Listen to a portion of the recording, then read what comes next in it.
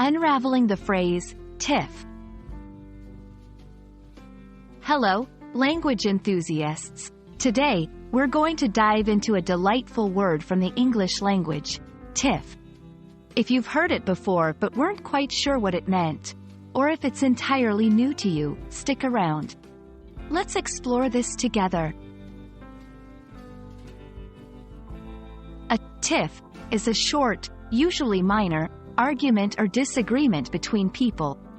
It's not a full-blown fight or heated argument. Think of it as a brief, often petty, quarrel.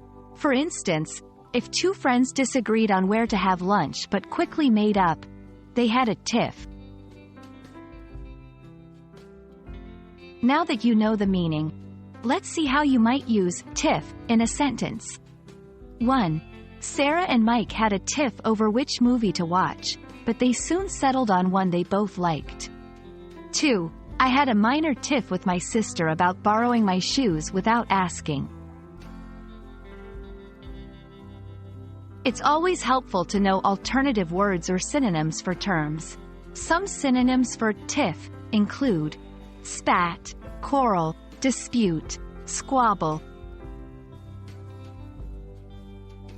The word tiff might sound modern, but it actually has been part of the English language for quite some time. It originated in the early 18th century, and while its exact origins are somewhat unclear, it's believed to have come from the sound someone makes when expressing minor annoyance. And there you have it. The next time you come across the word tiff, or hear someone use it, you'll know exactly what it means. It's fascinating how language can encapsulate such specific emotions and situations. We hope this video has expanded your vocabulary and made your English learning journey a bit more interesting. Until next time, keep exploring and learning.